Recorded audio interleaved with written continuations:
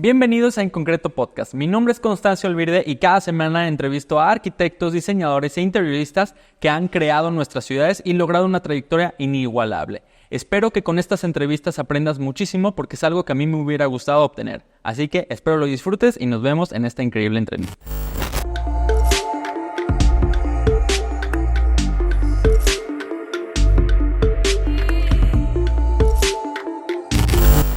Oye Álvaro, pues bienvenido a En Concreto Podcast. Gracias, Constancio. ¿Qué tal? ¿Cómo están?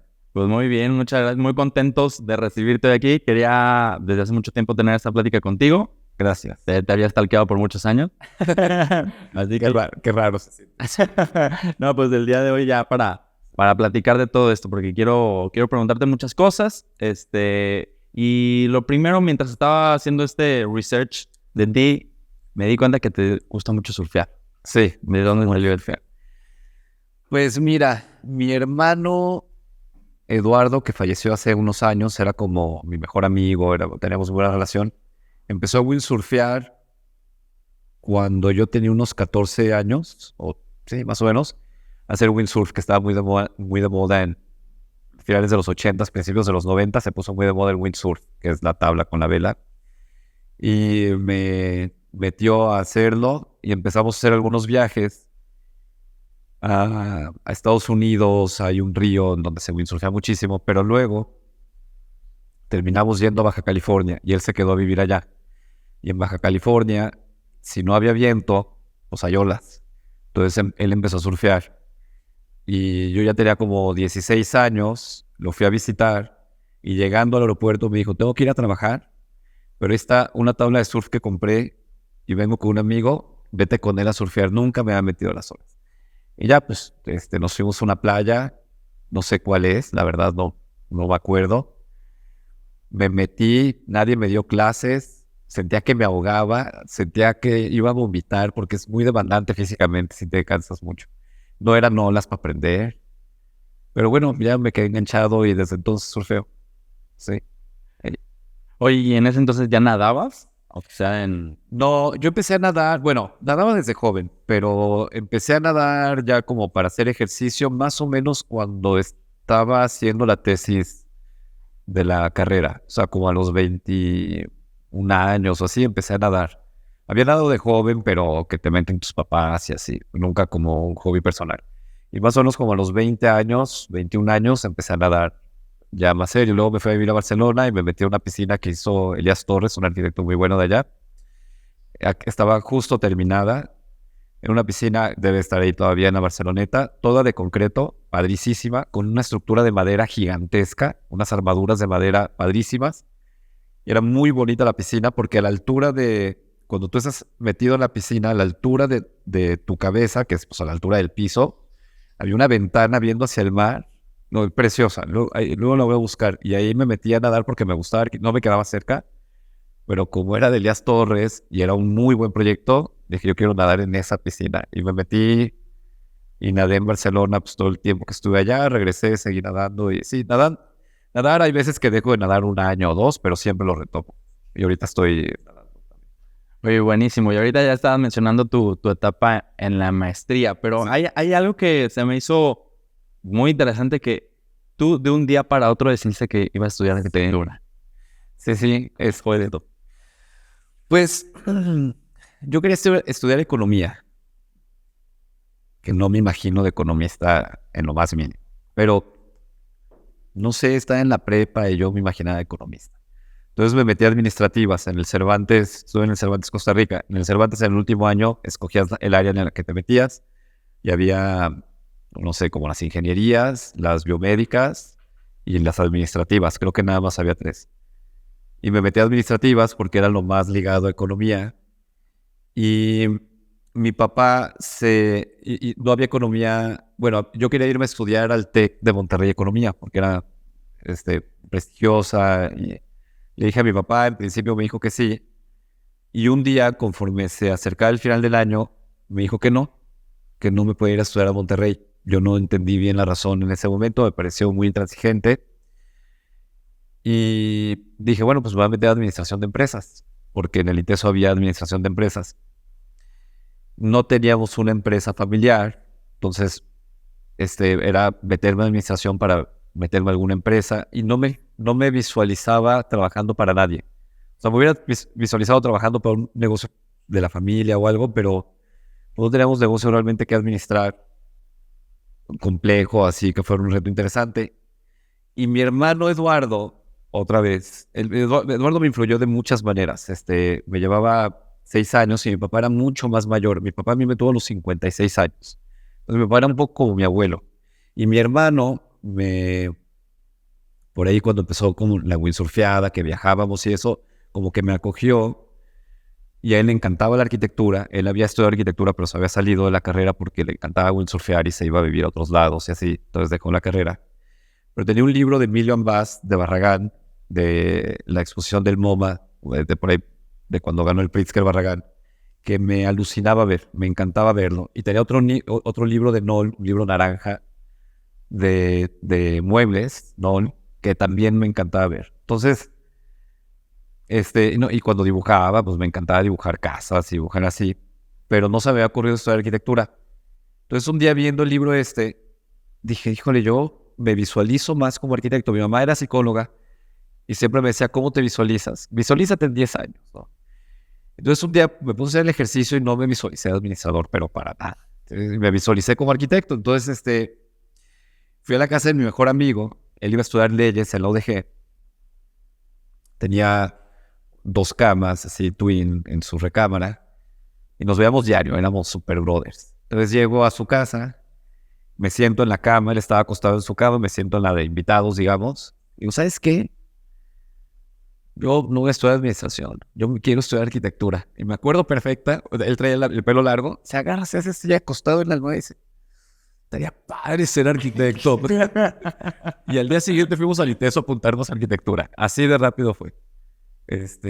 O sea, él tampoco se fue por leyes. No, tampoco. O sea, lo platicamos 10 minutos y nos fuimos a apuntar a arquitectura los dos. Y luego fuimos socios. Ya saliendo de la carrera fuimos socios varios años. ¿Quién es Rodrigo? Rodrigo Salvador, sí. Okay. Pero él desde entonces le gustaba mucho el saxofón y yo creo que creo que le encanta la arquitectura. No quiero hablar por él, pero creo que su pasión realmente es la música. Y es donde yo veo que artísticamente él se ha enfocado mucho. Oye, y ahora, entraste a arquitectura, pero fue una etapa muy difícil para ti, porque después falleció tu papá. Sí, este es el punto. Mi papá no me dejó irme a Monterrey porque ella sabía que se iba a morir. Tenía cáncer terminal y no nos había dicho. Le había dicho a su mujer, que no es mi mamá, a su esposa, y le dijo a mis hermanos más grandes. Y no nos dijo a los demás. Y tuvo cáncer varios años. Y cuando le dijeron que se le estaba complicando, coincidía con que yo estaba terminando la prepa, o bueno, iba a mediados de la prepa, y fue cuando él me dijo que no me podía ir. Ya luego entendí por qué no quiso que me fuera a Monterrey, porque no quería no estar, sabiendo que le quedaban pues, 1 año de vida o así, no quería que estuviéramos por ahí desperdigados. Y esa fue la razón por la que no estudié economía, si no yo hubiera sido economista. Sí, quién sabe qué hubiera pasado, ¿verdad? Sí. Pero sí, justo se murió mi papá el verano, el 3 de agosto del 90, que fue el año en el que entré a arquitectura. O sea, se murió y al mes entré al ITESO. Oye, pero,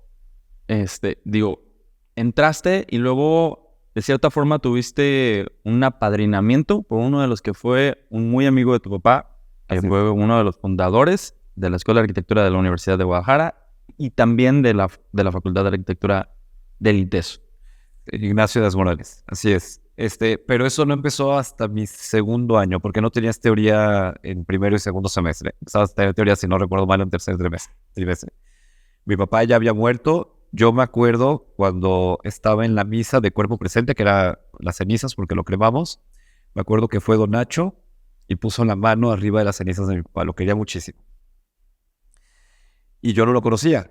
Pero me dijeron, ese es don Nacho Díaz Morales, tú que vas a entrar al ITESO, porque ya estaba inscrito ya desde hace unos meses. No sé, mis hermanos grandes, no recuerdo quién particularmente, pero me dijeron, ese es Ignacio Díaz Morales, él va a ser tu maestro. Y yo lo vi y ya lo conocí más o menos al año. Y fue muy curioso porque entramos todos al salón, la clase de don Nacho era magisterial, le daba toda la generación, entonces era un salón de estos Como un auditorio. Un poco como auditorio. No era propiamente un auditorio, eran 2 salones juntos con unas gradas de madera y las sillas, pero éramos toda la generación, debíamos de ser más o menos 100 alumnos, 110 alumnos, si no recuerdo mal. Y Díaz Morales, cuando pasaron lista, cuando me nombraron a mí, volteó a ver y cuando terminaron de pasar lista dijo: Álvaro Moragrega que se quede después de la clase. Ya me quedé, me acerqué al escritorio y ya me preguntó que quién era. Le dije que era pues, el hijo más chico de Don Miguel y ya me explicó historias súper entrañables de la amistad que habían tenido ellos. Don Nacho era 10 años más grande que mi papá. Se conocían de aquí de Guadalajara. Mi papá se había ido a vivir a Europa en algún momento ya de su adultez. Creo que cuando se divorció de su primera esposa, o quizá antes, no estoy seguro. Pero vivió en Europa un tiempo y tenía un Mercedes.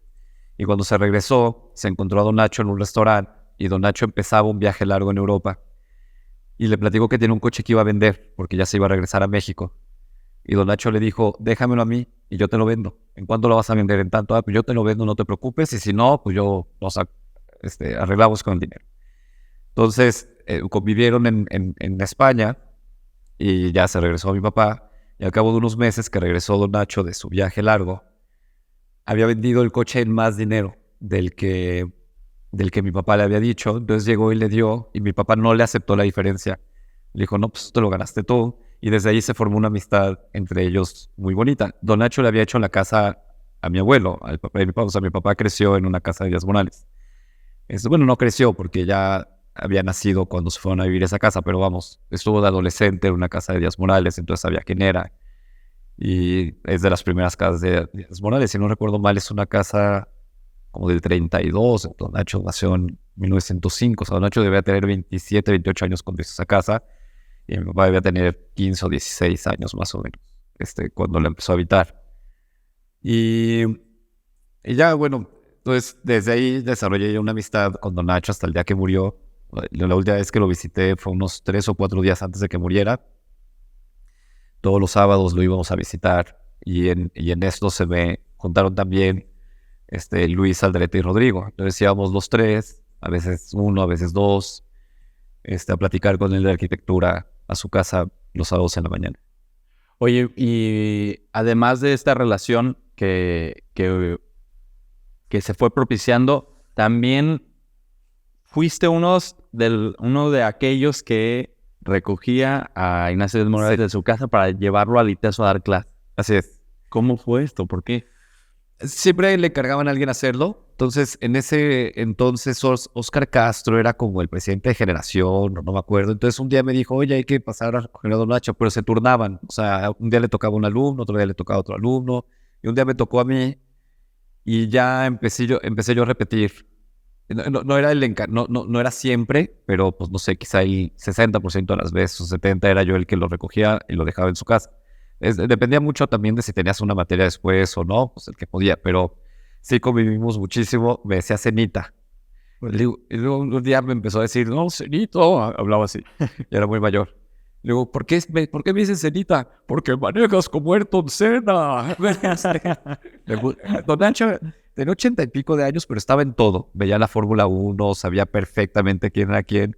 Entonces me decía Cenita por Ayrton Senna. Digo, ahí en el coche, no creas que en la clase o así. Sí, no, era padre la convivencia con Don Nacho. Don Nacho era una persona exageradamente obsesiva con su teoría, o sea, que estaba basada en la de Villagrán García, con un término más que al espiritual. Él era muy religioso, entonces creo que la de Villagrán García, si no recuerdo mal, eran 4 términos: el físico, el social, el físico, social, bueno, no me acuerdo, pero es el contexto, asoleamientos y demás, el histórico, social, y Don Nacho sumaba el espiritual. Y me parece válido, porque si tú ves la arquitectura, seas religioso, ¿no? O sea, yo pienso que el espíritu humano no tiene que ver con el alma, ¿no? Que hay personas que son muy religiosas que creen en el alma. Yo pienso que el espíritu humano más bien tiene que ver con este deseo de trascendencia que todos tenemos, ¿no? Entonces, creo que la arquitectura, como todas las artes, están ligadas a eso, ¿no? Entonces, cuando entras a un templo egipcio y tiene columnas de 12 metros, no responden a ninguna función más que la espiritual. Y pienso que la arquitectura, si no tiene este término, si no cumple con su función primordial, que es esta, ¿no? La de elevar el espíritu. Oye, ¿qué te quedas, que además de eso que me comentas, qué más le aprendiste a un personaje como Díaz Morales? No, claro, que conforme te vas haciendo más grande, te das cuenta de lo válida que era su postura. O sea, Don Nacho hablaba mucho, por supuesto, del término espiritual, siempre, pero también hablaba mucho de que los materiales tienen que ser del lugar, la geometría tiene que ser sencilla. Entonces, cuando veías proyectos de arquitectos como Peter Eisman o Frank Gehry inclusive, él decía pues que eran ocurrencias que no tenían lugar en la arquitectura, porque la geometría para él, o sea, en su definición lo dice, ¿no? Es el espacio delimitado por elementos constructivos. Entonces, para él la construcción era parte fundamental de la forma. Y él decía que la forma es 100% consecuente del método constructivo. Entonces, y esto lo puedes observar es una pirámide, que es la forma en la que se detienen las cosas. Cuando las empiezas a encimar una encima de la otra, pues terminas haciendo una pirámide para que no se caigan. Por supuesto, un arco, ¿no? Es la forma en la que se detiene, está descrita en su geometría, la forma en la que se detiene.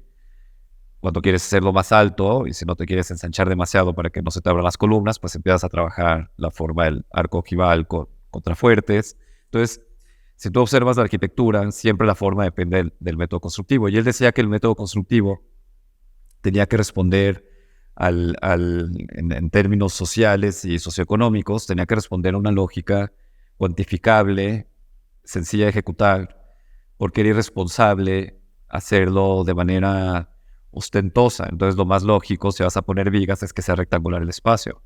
Y así era su racionamiento. Entonces, se te va quedando. Y todo esto luego lo representas en la forma. Entonces, cuando terminas, por ejemplo, haciendo un edificio, como cuando dice Efraín González Luna, en el que quería manejar la cimbra aparente en las losas de concreto, viene la reflexión de cómo debe ir ordenada la cimbra, ¿no? Si tiene que ir transversal al espacio o longitudinal.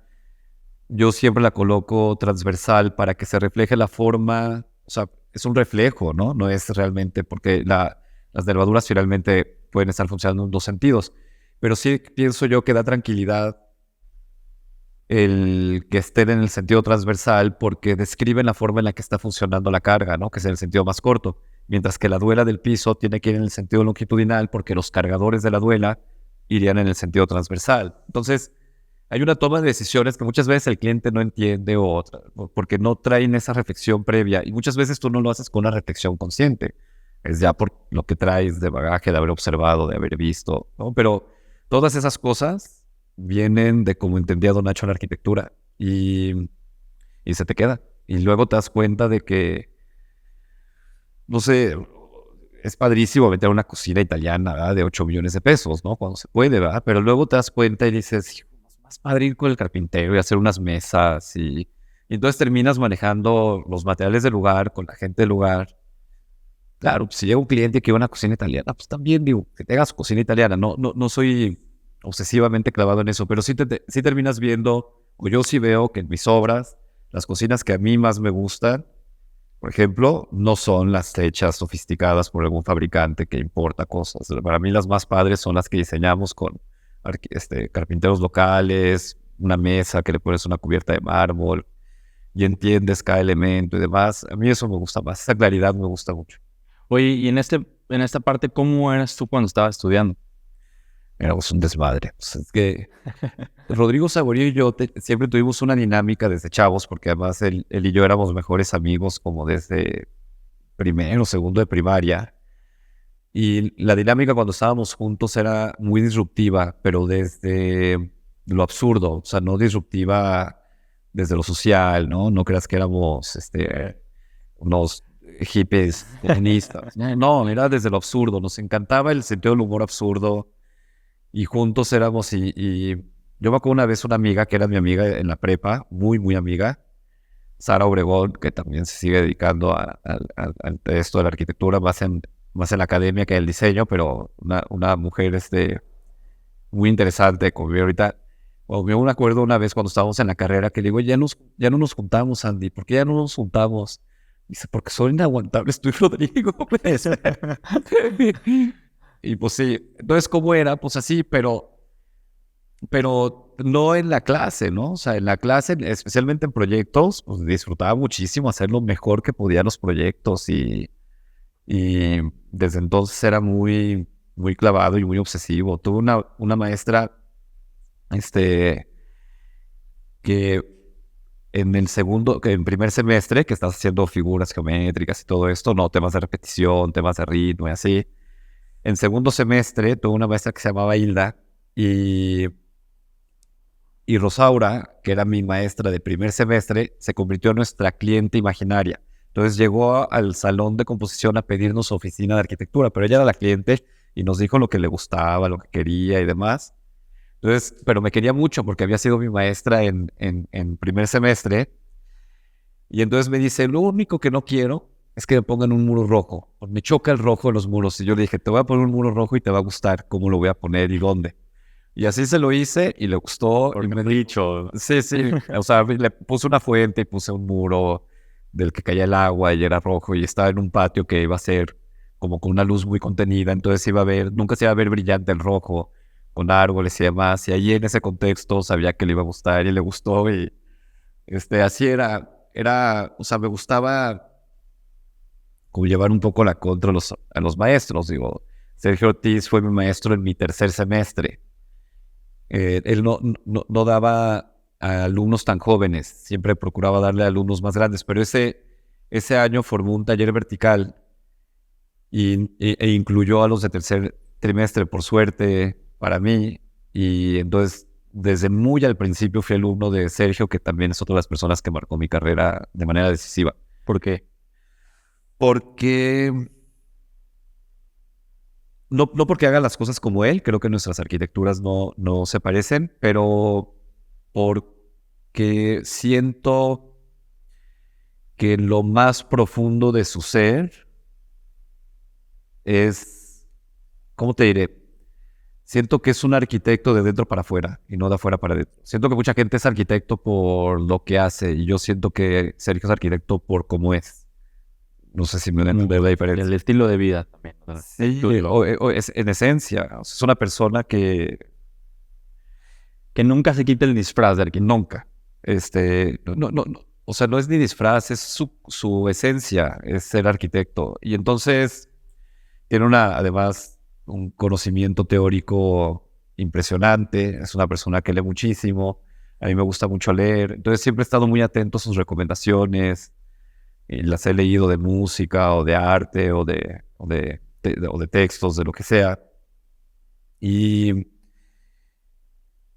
desde muy joven me quise acercar a él porque veía como un camino para ser un arquitecto serio.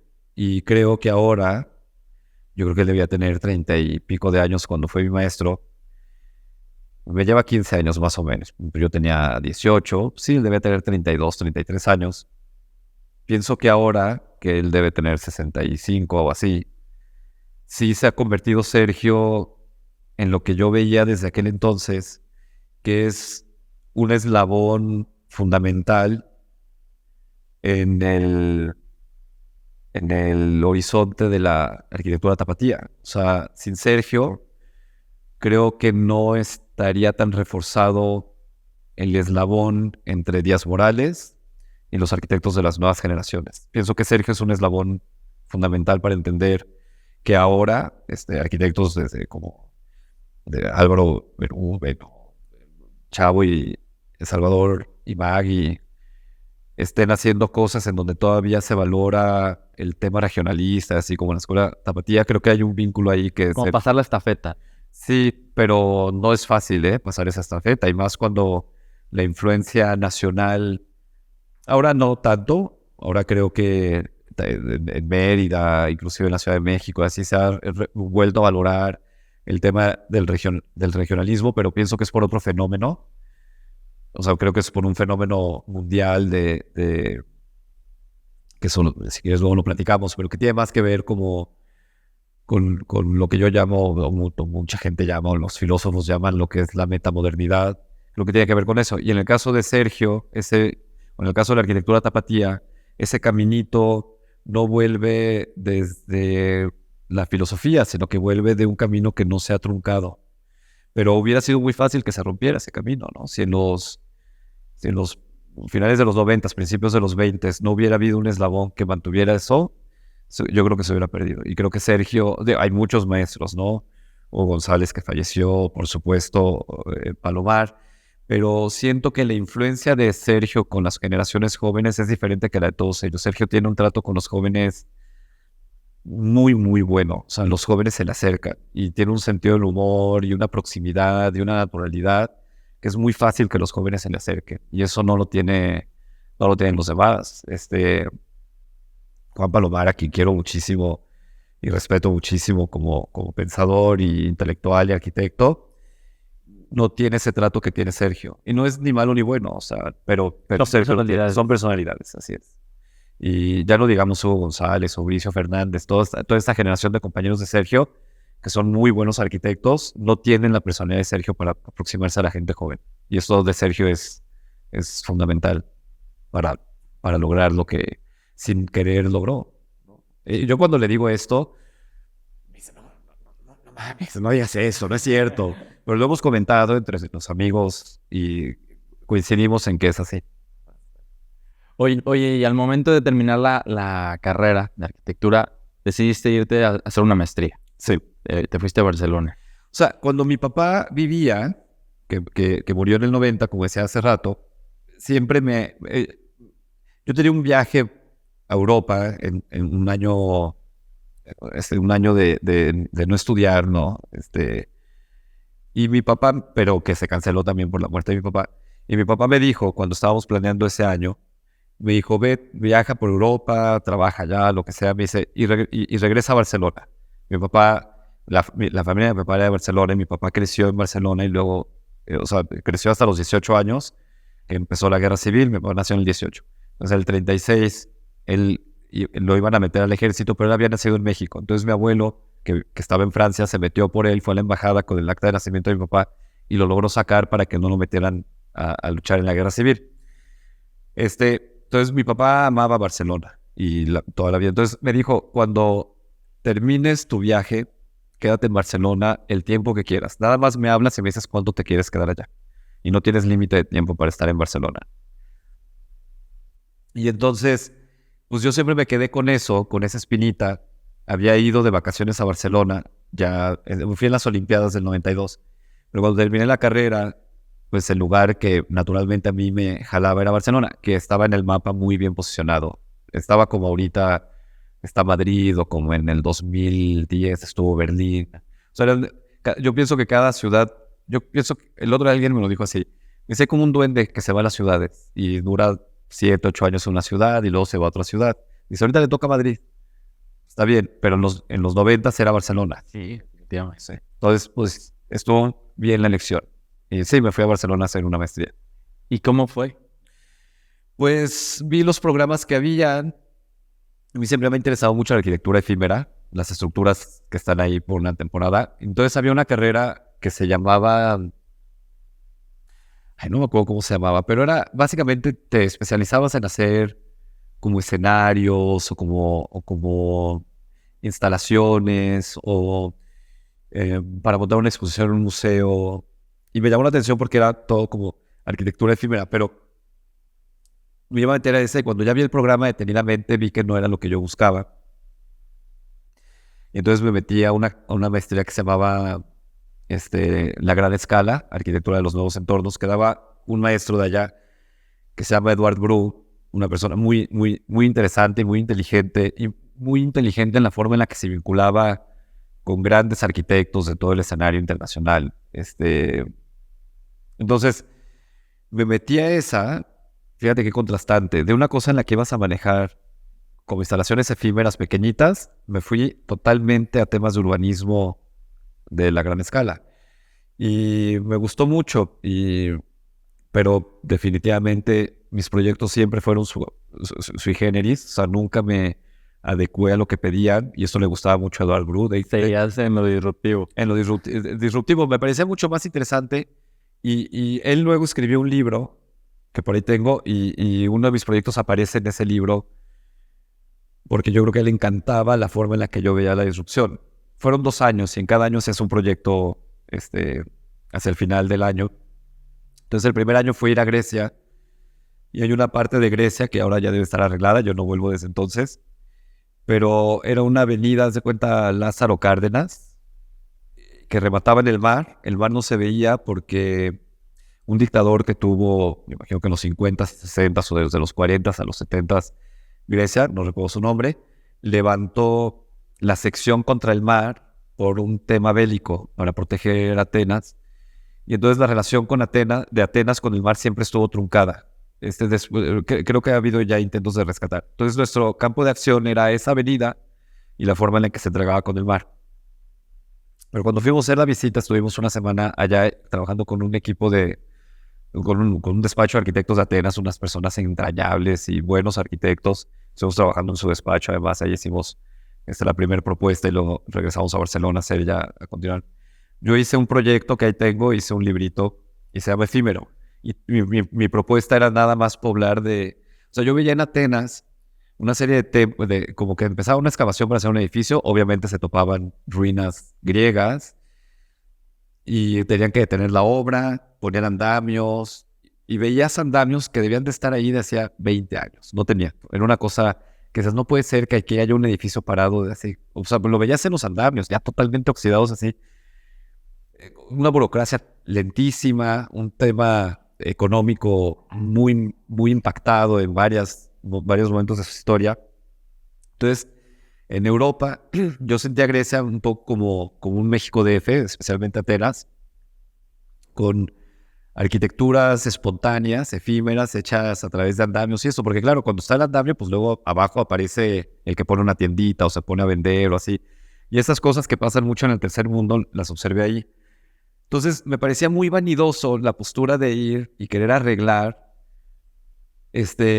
La postura de los arquitectos era embellecer, que no está mal, embellecer vale un montón, pero me parecía que lo que hacían mis compañeros no atacaba el problema. Entonces yo hice una propuesta que se llamaba Efímera, el problema del problema, que en griego se dice to problema, tu problematos, que es el problema del problema. Y entonces mi tesis era que no era un tema de hacerlo bonito, sino de unificar el uso en las diferentes partes del proyecto. No tanto unificar el uso, sino identificar bien qué uso es el que podría funcionar ahí. Entonces, esta arteria vial que partía la ciudad, un poquito como hace Lázaro Cárdenas, pues puse puentes para tejer la textura urbana, pero todos estos puentes eran como una especie de túneles, una U de acero como de 2,50 metros por 2,50 metros por 2,50 metros, levantada en andamios. Y esto lo repetía a cada X cuadras, y después alrededor de la sección de la avenida ponía una serie de folís, ¿no? Como de pequeños edificios, que la intención era nada más poner la estructura de concreto, de castillos, o sea, con una estructura de dalas y castillos, y dejar que se poblaran con lo que definiera la gente que tenía que ser. Entonces, o si le hacían una caja de madera para hacer un restaurante, una terraza, que eso fuera, pero que tuviera un carácter de ruina, que esto me interesa mucho de Louis Kahn, que dice que un buen edificio siempre deja una buena ruina, o que si ves una buena ruina es porque seguramente hubo un buen edificio, ¿no? Porque se entiende. Entonces me interesaba dejar estos puntos y que pudieran funcionar sin estar construidos o estando construidos. Y ya cuando llegabas al área del mar, yo no bajaba el nivel de la tierra, sino que ponía una escultura que eran... A mí me parecía muy bonito que no veías el mar, pero veías los mástiles de los veleros. Y entonces se sugería el mar. Entonces hacía esto, entonces especie de malecón, hacía una escultura de mástiles, y luego esos mástiles ya llegaban a una parte en la que había chiringuitos que eran vagones de trenes para hacer restaurantes, y así acercarte, pero era más un tema de ver lo que sucedía ahí sin muy lacaniano, muy de Lacan, ahora que lo pienso, ahora que voy a terapia, mi psicóloga me explica. O sea, Lacan dice que no necesitas ver las cosas para saber qué pasa. Lacan dice que si hay un humo saliendo de tu vecino, tienes un muro, pues que seguramente hay un incendio, ¿no? Pero esto él hace como una metáfora de que si, no sé, conoces una chava y la chava dice, no, es que a mí me encanta fulanito, ¿verdad? O la típica, ¿no? Que dicen, ay, siempre me tocan cuates, tengo pésima suerte, siempre me tocan cuates que son unos ventajosos, que dices, no es suerte, ¿verdad? Si los buscas. O sea, no necesitas decirme que así los buscas para yo saber que así los buscas, pero no importa hacia el otro, lo que importa es hacia uno, ¿no? Tú cuando dices, oye, siempre caigo en los mismos errores, pues atención, porque claramente eso es lo que estás buscando. Entonces, es una forma es una forma de entender que tus acciones finalmente son lo que quieres, si no, no lo harías. Y, y bueno, esto, pues así lo resolví. Y gustó el proyecto y eso. Y en el segundo año, en la maestría, nos hicieron actuar en la Barceloneta. La Barceloneta estaba sufriendo un fenómeno poblacional, a pesar de que está pegado a Barcelona, se estaba vaciando de jóvenes. Y es un problema porque luego, ¿qué haces cuando ya saben los jóvenes? ¿Qué haces con los departamentos que se han vaciado? Empiezan a bajar de valor. O sea, hay todo un tema, ¿no? Socioeconómico en la Barceloneta. Y esto sucedió porque la Barceloneta históricamente había sido, bueno, históricamente si te remontas mucho, era un cuartel militar. Por eso tienen la disposición de las manzanas de 8 por N metros. Porque así eran los cuarteles militares, eran casas de campaña que eso medía. Y así se hicieron las manzanas. Entonces, pero como tenían la proximidad al mar pues está ahí, ¿no? En la playa, se empezaron a hacer restaurantes y entonces se empezó a poblar de pescadores que le vendían a los restaurantes. Y cuando fueron las Olimpiadas del 92, retiraron los restaurantes porque eran restaurantes muy informales, muy insalubre la playa. Entonces los quitaron para rescatar el frente del mar, pero pues dejaron sin actividad comercial a los habitantes de la Barceloneta. Entonces cuando yo fui a hacer la la maestría, que fue por ahí del 96, ya habían pasado 4 años, pues ya estaba muy resentida la zona. Y entonces yo de nuevo fui y observé que había un problema social que no le tocaba a los arquitectos. Era un tema más tema casi legislativo, ¿no? Y tema de programas sociales. Y también me parecía muy vanidoso cómo proponían los maestros que lo arregláramos. Porque en lugar de hablar de esto, que me parece fantástico, decir, a ver, ¿qué es lo que socialmente está pasando? Y cómo le das la vuelta a eso. Era otra vez nada más como embellecer, como hacer edificios bonitos, o qué dices. Eso es, la gentrificación es un tema que socialmente es bien duro, porque quitas a la gente que habitaba en un lugar para meter gente de un nivel socioeconómico más alto. Y básicamente es lo que proponían, hacer unos edificios fregones, obviamente apartamentos más caros. Y a mí me parece una postura muy responsable de tener hacia la arquitectura de la gran escala. Entonces, yo hice un proyecto que se llamaba Cómo generar periferia en 10 sencillos pasos. Y hacía 10 posturas ante la Barceloneta hasta destruirla totalmente. Y el 10º paso era demolerla totalmente, poner un IKEA y todas las manzanas que medían justo lo que mide un estacionamiento con los coches girados a 30 grados, las convertía en estacionamientos. Entonces hacía un estacionamiento vacío como de Los Ángeles. Pero no, obviamente un comentario súper crítico hacia... Y eso es lo que Eduardo Bro creo que nunca entendió, que a quien lo estaba criticando yo era él, por cómo hacía el programa, que no aterrizaba en las cosas profundas. Yo creo que él sí tenía esa profundidad, pero no... Yo sentía que no sabía transmitirle eso a los alumnos. Sí, lo llevaste al extremo para Yo lo llevé al extremo, pero le encantaba mi extremo y creo que no entendía que yo lo que estaba haciendo era criticarlo a él y a los demás maestros. Y ese fue mi segundo proyecto, y así se llama, Cómo crear periferia en 10 sencillos pasos, que era, al contrario de lo que nos enseñan, era cómo destruir el contexto. la antítesis. Era la antítesis, sí. Pero era un discurso crítico, ¿no? Oye, pues, qué valentía, caray. Pues siempre me fue bien. O sea, como que les gustaban a los maestros esas reflexiones. Y sí. Oye, ahora quiero pasar a otra parte de la plática porque estuviste en Barcelona, hiciste allá la maestría y un doctorado. Así Y es. regresaste acá a Guadalajara y lo que típicamente pasa, ¿no? De que te asocias con quien es tu amigo o tus amigos y luego se dan cuenta que las cosas no salen bien, ¿no? Así es. ¿Cómo fue y por qué asociarse los tres? Mira, Rodrigo y yo, porque éramos mejores amigos desde niños y creo que nos encantaba estar juntos, teníamos una visión del mundo muy similar porque habíamos crecido juntos. Nuestra apreciación musical, lecturas, salimos todo el boom latinoamericano a la misma edad, o sea, a Borges, a Cortázar, los leímos en la adolescencia. Yo quizá también estaba muy influenciado por mi hermano que le gustaba mucho la ciencia ficción y Rodrigo no tanto, pero todo lo que era el boom latinoamericano lo echamos juntos. La música, su hermano lo despertaba con The Doors, ¿no? Y a mí mi hermano con Pink Floyd, ¿no? X, ¿no? Por ponerte ejemplos. Y entonces nos gustaba mucho eso, pues desde la primaria.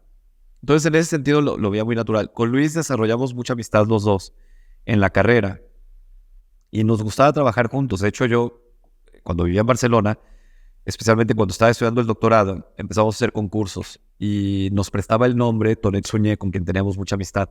Entonces, trabajábamos con Tonet, no para él, sino igual que él. O sea, hicimos esta sociedad informal para hacer concursos y Tonet nos dejaba hacer lo que quisiéramos. Era padrísimo. Y ganamos algún concurso, ya no nos quedamos allá. Entonces, creo que nos acomodábamos muy bien, porque lo que sí te diría que teníamos los tres, y creo que es muy bueno, éramos muy reflexivos. O sea, sí nos gustaba mucho. Luis le llama línea de investigación. A mí el término nunca lo he adoptado yo, o esa combinación de términos nunca la he adoptado yo, pero yo más bien lo llamo que hay una reflexión previa de tratar de entender el lugar, tratar de entender.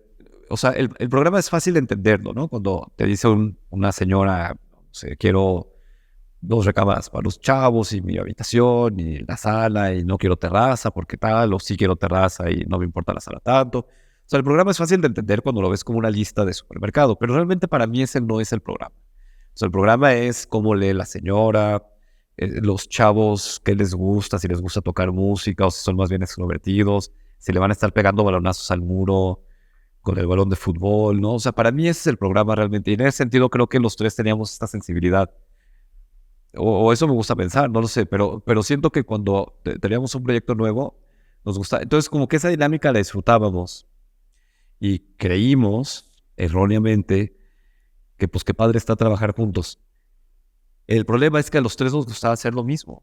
Yo pienso que una sociedad es muy buena cuando alguien que proyecta se asocia con alguien que construye, por ejemplo, ¿no? Tengo amigos, Esteban Medrano y su socio, pues así, Esteban proyecta y su socio construye, entonces pues jala perfecto. Pero cuando te asocias para proyectar los dos, o en este caso los tres, a esa edad y con ese nivel de penetración en el mercado, pues no es suficiente para mantener a las tres personas. Y la verdad es que económicamente nunca nos fue bien. ¿Cuántos años tenían ahí? Pues yo regresé en el 2000, o sea que fue hace 24 años, debemos tener 25 años, 6 años. Estábamos empezando. Oye, ¿cuáles son algunas de estas red flags que identificas cuando van a abrir un despacho de arquitectura entre amigos? Porque ¿a quién quieres correr de tus compañeros? No, nadie, no. Pero porque, no, pasa aquí. O sea, mi socio y yo somos muy diferentes. Ah, Y, creo que eso está bien. ajá, exactamente. Y hemos visto que así funcionamos Sí. bien, ¿no? De cierta forma, yo soy un poquito más como dar hacia dónde vamos, como cómo le podemos penetrar hacia diferentes lados. Y mi socio es más que encuentra mis talones de Aquiles, ¿no? De que, ok, pero vamos a encontrarnos con esto. Él es más técnico, pues. Sí, Y yo creo que eso valiosísimo. sí, exactamente. Pero ahora tú que ya tienes esta experiencia un poquito como de ya no te lo cuentan, pues. ¿Cómo identificas estas red flags que le pudieras recomendar para que no pase? No sé, o sea, porque las cosas, ¿sabes cuando no sé, una amiga te dice, ay, me encanta fulanito, tu amigo, X. O a alguien le gusta mucho a alguien. Y le preguntas, oye, ¿qué te gusta tanto de este cuate? No, pues es que es bien platicador. Bueno, a los años, no, me choca este cuate. ¿Por qué? Pues no se calla nunca. O sea, hay un dicho que dice que tus virtudes son tus defectos. ¿No? Es la misma moneda, nada más las dos caras. Entonces yo te podría decir que las cosas malas de una sociedad también eran lo bueno. Es decir, yo creo que lo malo era que los tres hacíamos lo mismo. Pero lo que era padrísimo era que los tres hacíamos lo mismo. Entonces, cuando nos poníamos a atacar un programa, muchas veces agarrábamos tutela, o sea, Luis agarraba tutela de una casa, o Rodrigo de otra, y yo de otra, ¿no? Y eso era muy claro en algunos proyectos. Pero en otros proyectos, pasaban por los tres e iba cambiando la tutela. Hubo un proyecto que nunca se construyó, no sé si ubicas el de Santos, no sé si existe todavía, pero un restaurante en Puerto Vallarta muy exitoso, que luego hubo aquí en Guadalajara un de Santos, era de Luis Miguel Amutio. Y el de Santos, cuando estaba yéndole súper bien, era el lugar al que querías ir y éramos amigos de los dueños, eran más grandes que nosotros, pero los conocíamos bien, y nos encargaron el Beach Club del de Santos. Imagínate qué fregón programa, ¿verdad? O sea, en la playa te dan el terreno, y Luis y yo habíamos ido a Dahab, que es en Egipto, un lugar frente al mar, en donde hay toda una zona de restaurantes informales, que ya son formales, pero están todos en arena, y con tapetes árabes o kilims, está todo montado. Entonces tú llegas y te sientas en la arena, pero realmente estás arriba de un tapete, y hay tapetes enrollados que son donde te recargas, y mesitas bajitas, entonces llegas y te sientas y te traen bandejas con los pescados, y ya del Mar Rojo, fantásticos, y ya escoges qué pescado quieres y te lo traen. Entonces dijimos, hay que hacer eso en una parte del club de playa, hay que poner puros en arena, puros tapetes enrollados, sí, les encantó la idea a los clientes. Entonces el proyecto era una piscina, toda un área de tapetes árabes, y luego ya un área más formal de mesas, ¿no? Entrabas por el otro lado, entrabas por un patio lleno de vegetación, pasabas por el área de los comedores, del comedor, luego pasabas a esta área antes de la piscina, y luego la piscina, y luego ya bajabas a la arena del mar. Entonces, ese proyecto lo tuvimos los tres, o sea, desarrollamos un esquema, y luego lo traía Rodrigo, y Rodrigo dibujaba, y lo traje yo, y lo traje Luis, y se canceló porque se enfermó el dueño del terreno, que era un gringo que lo estaba aportando, y se fue a Estados Unidos y ya no aportó el terreno. Pero me acuerdo muy bien de esa dinámica, cómo la disfrutábamos los tres. Entonces, ¿no ves la banderita roja? Desgraciadamente, mi respuesta concreta, ¿cómo la ves? No la ves porque es lo que te encanta. Pero luego llega un momento en que eso se convierte en un vicio, especialmente cuando económicamente pues no traes la vida resuelta, ¿verdad? Y empiezas a tener hijos, y empiezas a tener presiones, y pues te alcanza. Entonces, un día nos dijo Luis, que llevaba las cuentas del despacho, pues tenemos que cerrar la oficina, nos vamos cada quien a trabajar a su casa. Y así lo hicimos, y después de un tiempo ya ahí se empiezan a generar dinámicas, empieza a alcanzarte al nivel humano, ¿no? En el que pues empiezas a hacer cosas que a los otros ya no les parece, y entonces ya no te empiezas a hacer. Pero la raíz era muy clara. La raíz, pienso yo, era que no había suficiente pastel para dividir. Sí, no, luego lo que pasa muchas veces es que, ok, al momento en que te asocias, ok, alguien suma proyectos a la oficina y juntos se trabajan, pero luego pasa también de que tu tía te encargó algo a ti, ¿sí, no? Y lo dices, ¿lo llevo a la oficina o no lo llevo a la oficina? Y luego empezaron estos celos de que, oye, ¿por qué yo sí que estoy llevando? ¿Por qué el proyecto que le cayó a él, ¿por qué no lo lleva también, no? Y mira, yo creo que así pasa, tienes toda la razón, sí pasa eso, pero todo eso se agrava cuando no hay dinero. Es como en un matrimonio, ¿no? Me imagino. Que dices, bueno, pues ahí la vamos librando, pero llega un momento en que hay un tema de fatiga, ¿no? Y esa fatiga te afecta humanamente, afecta el carácter, afecta todo. Sí, bien, por ahí dicen de que no te hagas socios a tus amigos, más bien hazte amigo a tus socios. Sí, puede ser, ¿verdad? Pero esas frases hechas, hay un libro de Sampé muy bonito. No, Sampé es un ilustrador, perdón. Hay un libro de Patrick Süskind, el que escribió El perfume, Es un libro para niños, muy diferente que El perfume, que no es un libro para niños, que está ilustrado por Sampé. Y a mí me encanta ese libro. Y hay una cosa que dice, le dice el papá a la hija, si no recuerdo mal, lo leí hace muchos años. Y dice, las frases hechas carecen de sentido de haberse repetido tanto. Entonces sí, siempre tienen una cuestión de cierta, pero luego siempre les puedes dar la vuelta, ¿no? No sé, no hay fórmula. Yo creo que depende del proyecto, depende del momento y depende de los objetivos. O sea, yo he sido socio de otro gran amigo mío, que es Pepe Huerta, muy buen arquitecto, pero hemos tenido muy claro para qué es la sociedad. Entonces nos asociamos con un restaurante que no jaló, pero no hubo un desgaste humano porque teníamos un objetivo muy claro de cómo queríamos el restaurante, cómo queríamos que funcionara y qué responsabilidades tenía cada uno. Y no funcionó, pero no se desgastó la amistad porque creo que fuimos claros desde el principio. Entonces, creo que sí puede funcionar bien siempre y cuando los objetivos sean claros. Esto escuchaba de Foy Urrea, que decía de poner las reglas claras desde el día cero. No el día 1, no, desde el día 0. Tiene razón, Foy, yo creo que tiene razón. Y ahora, se deshace la sociedad y empiezas tú quieres hacer un proyecto, pero de cierta forma hacer un proyecto no para terceros, sino un proyecto propio, que fue el de González Luna. Así es. Ahí ¿cómo fue el proceso? Digo, de esta organización, porque entiendo que levantaste el capital con Family and Friends.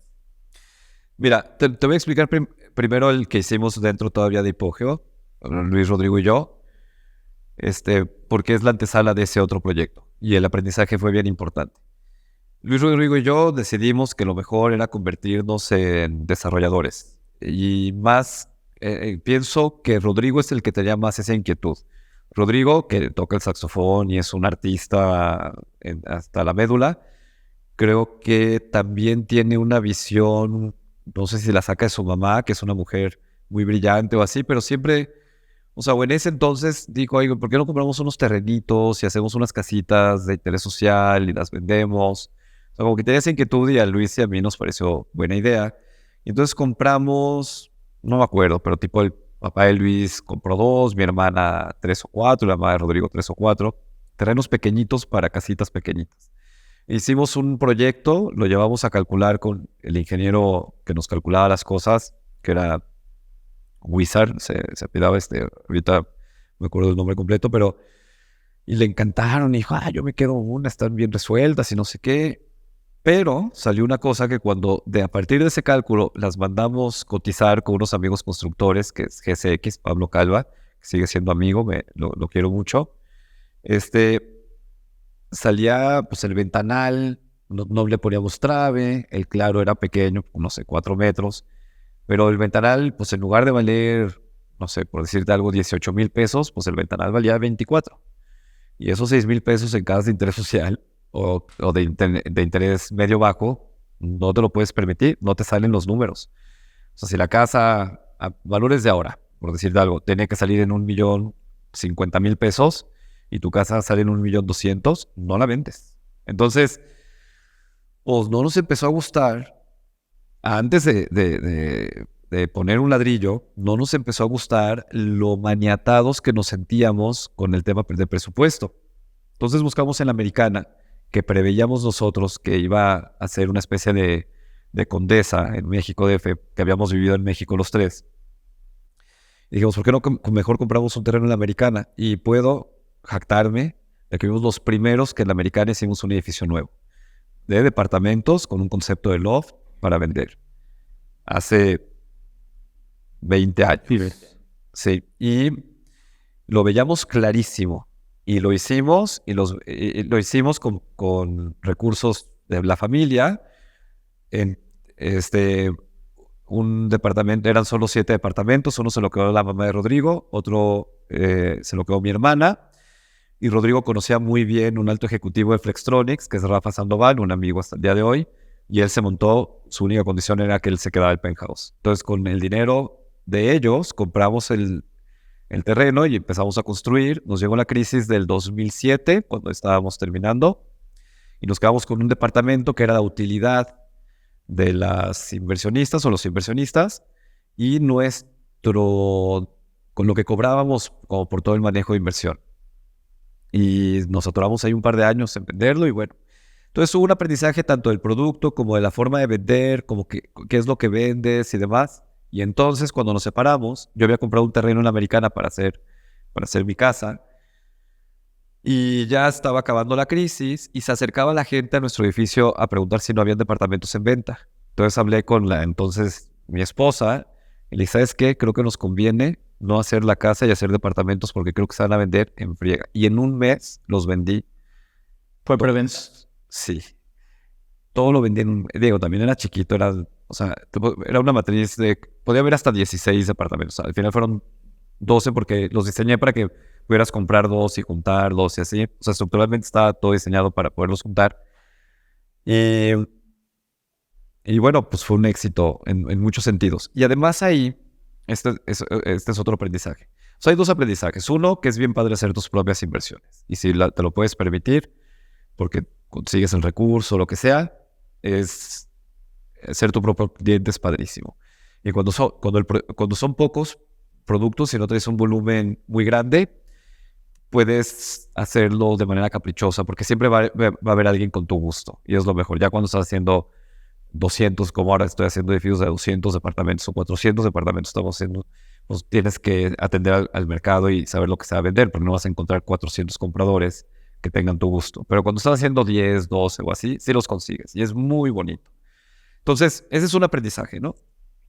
Otro aprendizaje fue uno que me dijo, yo he tenido 3 maestros, o considero que yo tuve 3 maestros, ¿no? Que fueron Díaz Morales, el primero, Sergio Ortiz, el segundo, y hasta el día de hoy, y Tonet Suñé, un arquitecto de Barcelona con el que trabajamos, Luis y yo, y con quien yo tuve una amistad muy bonita, una amistad ya o sea, la arquitectura era el 10% de nuestra amistad. Realmente nuestra amistad era por muchas más cosas.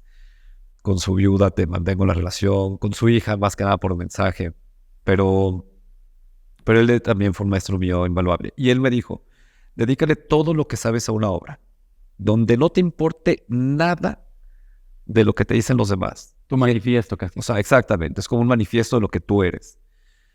Y esa te va a dar muchísimo trabajo. Digo, si queda bien, ¿verdad? O sea, supongo que él pensaba que iba a quedar bien. Y esa fue Efraín González Luna. Es un edificio en el que no escatimé, cuando digo no escatimé, no en lo económico, o sea, no fue particularmente caro el edificio, pero que no escatimé, no hice concesiones a nadie. O sea, es mi visión de lo que yo entiendo por arquitectura, desde lo matérico hasta, y mucho más importante, lo espacial. La forma en la que se relaciona el edificio con la ciudad, la forma en la que o sea, la demanda que hay del edificio al usuario. No es un edificio confortable. Para mí, yo tengo un coche incomodísimo. Para mí las cosas confortables, no hay un valor para mí en lo confortable. Para mí lo confortable es como anestesiar la realidad. Así lo entiendo yo un poco. Cuando la gente dice un coche americano, no me gustan porque trae la suspensión y eso en donde no sientes la calle, no sientes como un coche deportivo europeo, sientes la calle. Pero claro, pues se vuelve incómodo, porque vas bote y bote.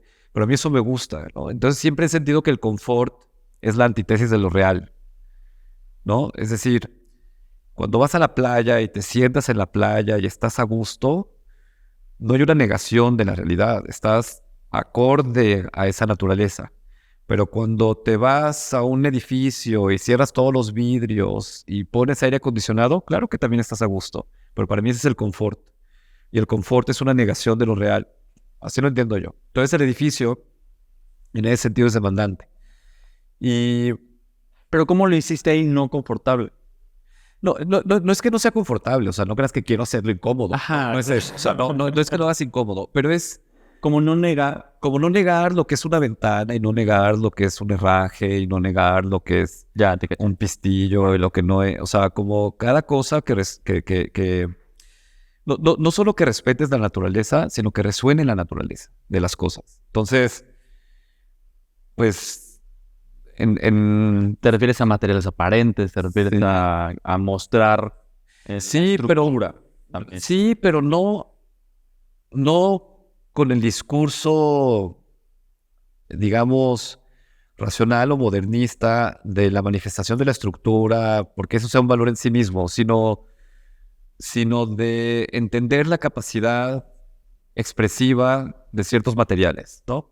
Entonces yo veo, por ejemplo, en el concreto un material bellísimo. El otro día cené con un amigo y me sorprendió mucho la postura que tiene ante la modernidad. O sea, él ve en la modernidad un gran fracaso. Y yo no, yo veo, o sea, creo que filosóficamente hay fracasos que vale muchísimo la pena entender desde una profundidad de los fenómenos que suceden inclusive en la modernidad. O sea, la modernidad, pienso que la modernidad es donde tienen a generaciones enteras tomando ribotril y porque sí siento que la modernidad fue muy demandante en la naturaleza humana. O sea, la modernidad viene como desde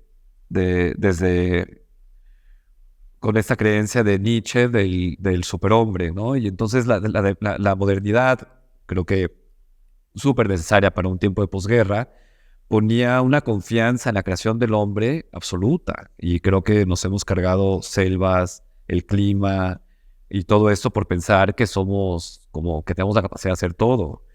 Pienso que la posmodernidad, al contrario, viene a cuestionar toda esa postura absolutista, ¿no? Y luego creo que la metamodernidad ya es una cosa mucho más compleja. Pero en estos periodos, lo matérico ha jugado un rol diferente. Y hay un rollo que hay excelentes arquitectos, como fue Luis Ube, un arquitecto local buenísimo, que él sí manifestaba la estructura. Bueno, y hubieron muchísimos, pero él es el que me parece que lo hace de la manera más elegante de los arquitectos locales, que era manifestar la estructura.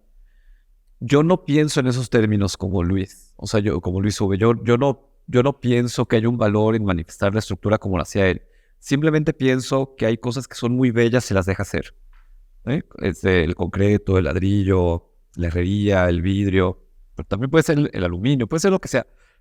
Pero si entiendes, para mí el rollo a nivel discursivo es más parecido al de Louis Kahn, que Louis Kahn decía que las cosas tenían que responder a su naturaleza esencial, ¿no? Entonces, hay unos pasajes que los repite muchas veces y lo puedes encontrar en muchos de los libros donde capturan sus textos o sus clases.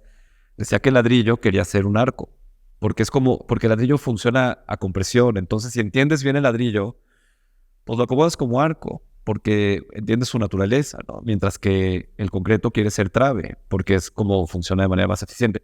Entonces lo hace de una manera muy poética, y yo siento que mi escuela viene más de ahí. Y luego hay una entrevista a Barragán en donde dice en donde hablan de honestidad, y él dice que él tapa las traves de concreto, las encarga porque son feas.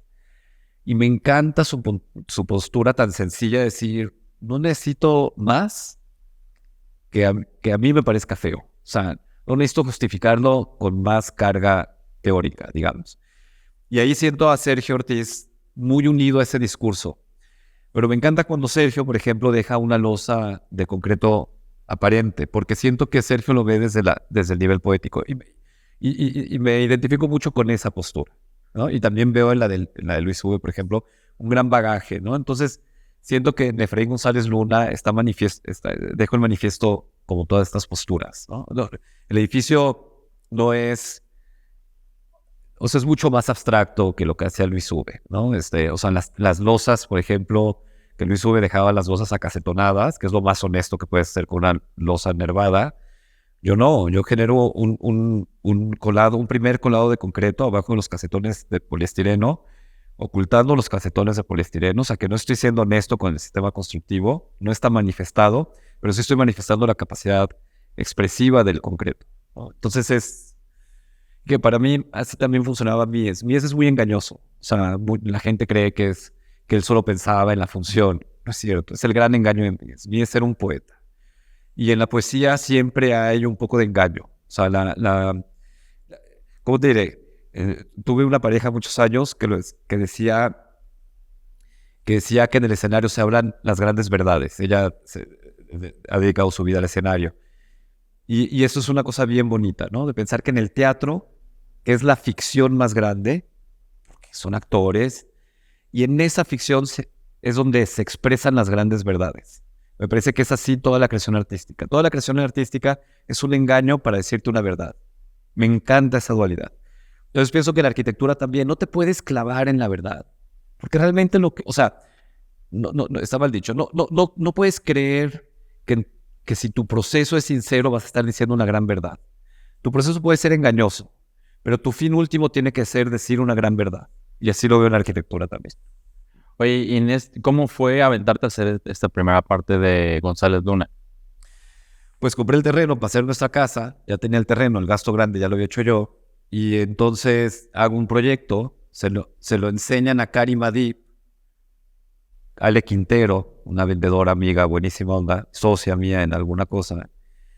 Karima, no sé por qué se lo enseñé a Ale Quintero, Ale se lo enseña a Karima, y Karima llega a mi despacho, no tenía ni cuenta de banco abierta para el proyecto. Solo había hecho unos renders, una maqueta, y llega Karima y me dice, aquí tienes 50,000 pesos, quiero tal departamento. Y yo, espérate, Karima, no, espérate, tenemos que hacer un contrato. Me dice, no me importa. Y fue porque cuando vio visto los renders que era de ladrillo aparente, fue y solo me hizo una pregunta, ¿qué ladrillo es? Y ahí lo tenía, un ladrillo de lama. Y le digo, es este ladrillo de lama. Me dice, ok, no es fachaleta. Y digo, no, es ladrillo de lama y lo voy a usar.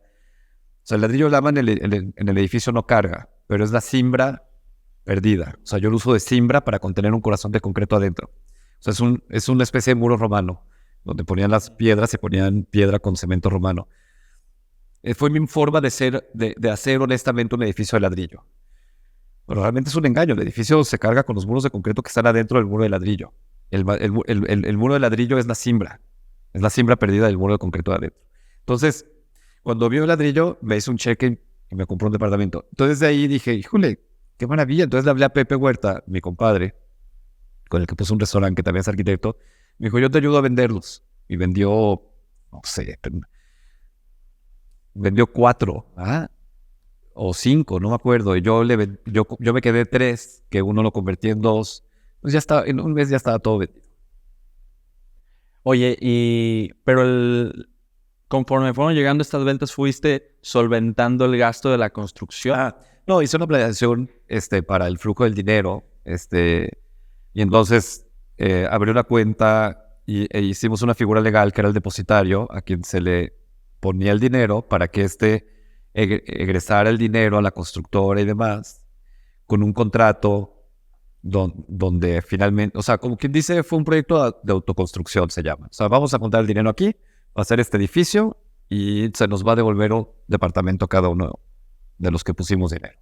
Entonces yo lo que vendí yo no vendí con un retorno de utilidad ni nada. O sea, tú métele dinero y te voy a dar un depa. No te estoy vendiendo, ¿verdad? Fiscalmente no hay una venta. Eres un inversionista.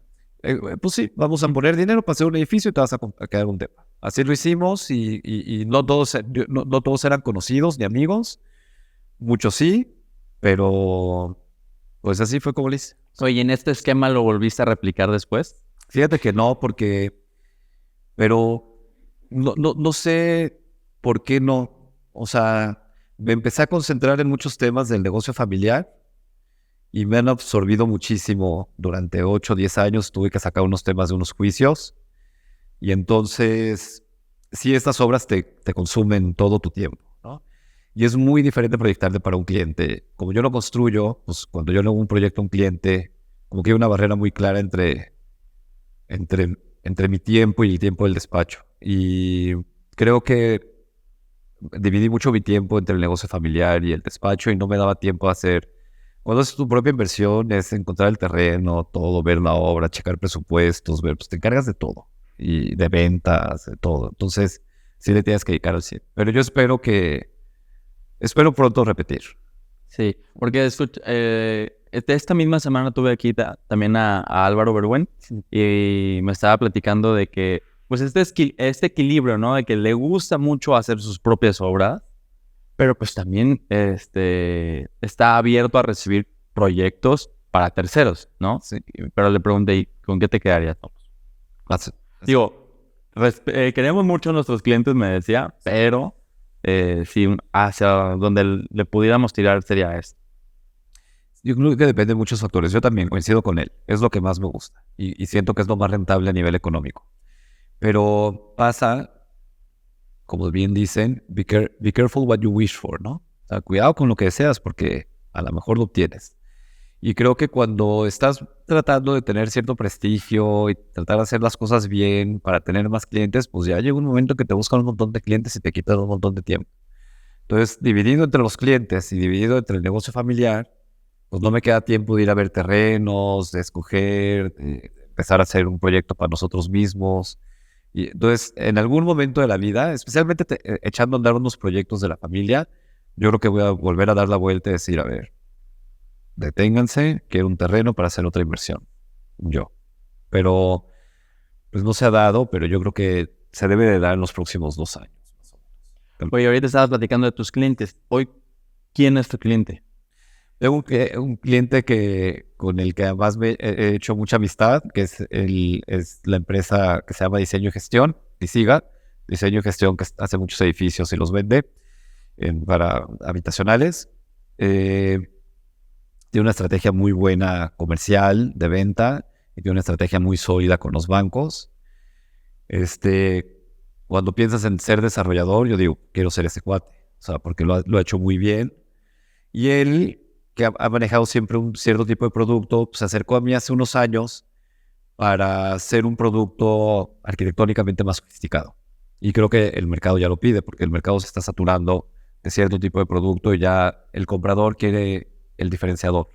Y ese diferenciador, en muchos casos, no son los amenities, sino es el diseño.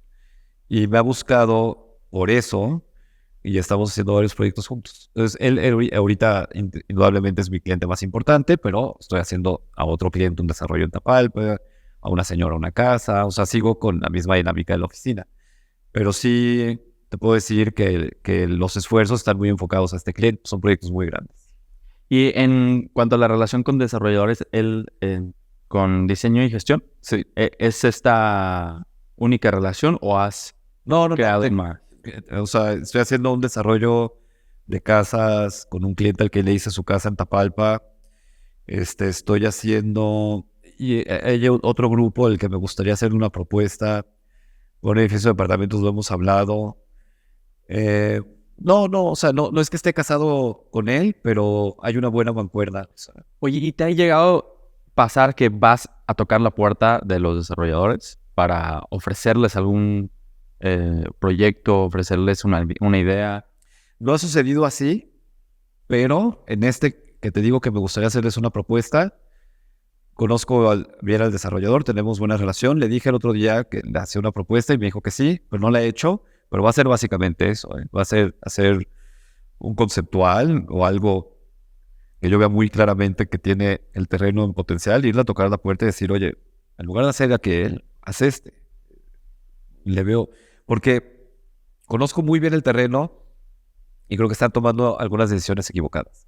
Y creo que en el despacho lo podríamos hacer mejor. Entonces, pienso, pues a ver, haz un esquema, un par de renders de los volúmenes y coméntalo y dile por qué crees que esa propuesta es mejor.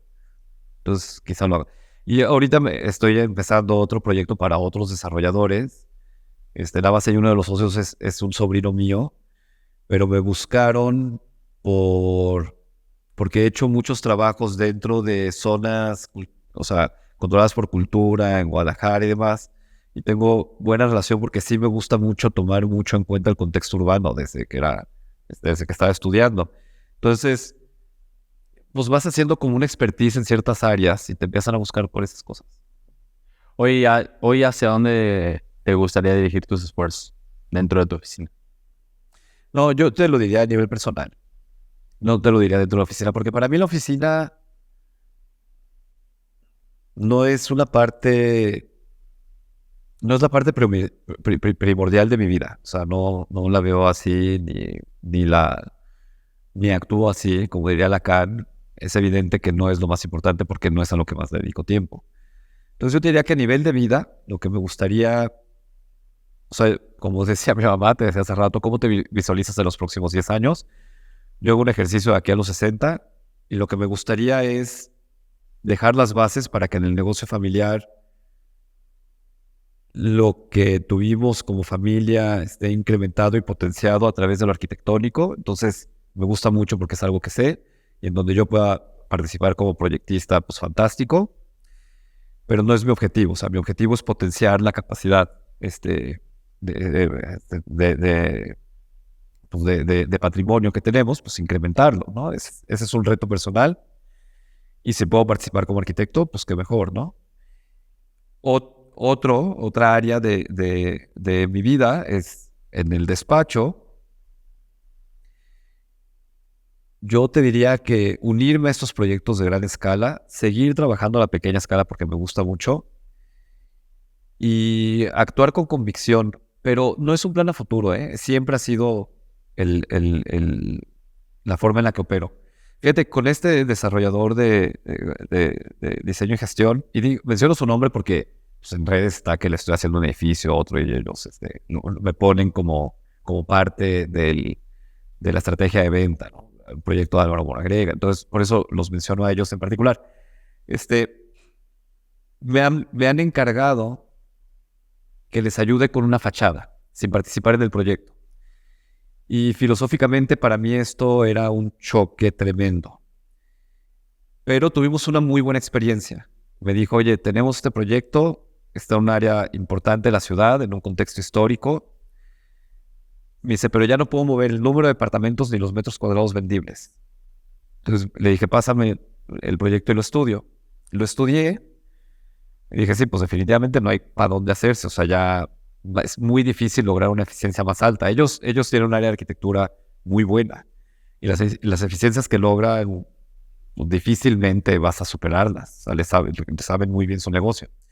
Pero lo que sí vi es que volumétricamente en 3 dimensiones no tienen la sensibilidad para ver qué es lo que va a generar una volumetría que entienda el entorno. Entonces, ellos tenían unas torres verticales en donde tenían unos departamentos que salían de la fachada más que otros. Y rápidamente identifiqué que si esos departamentos los juntaba yo en la parte de abajo, podía generar un basamento que tuviera una relación histórica con un pórtico y unos muy claro, o sea, una parte de 3 pisos que se relacionaba históricamente muy bien, y toda la parte retranqueada, en lugar de hacerla en lo vertical, o sea, en todo el trayecto vertical del edificio, ya lo reservaba nada más para las últimas plantas.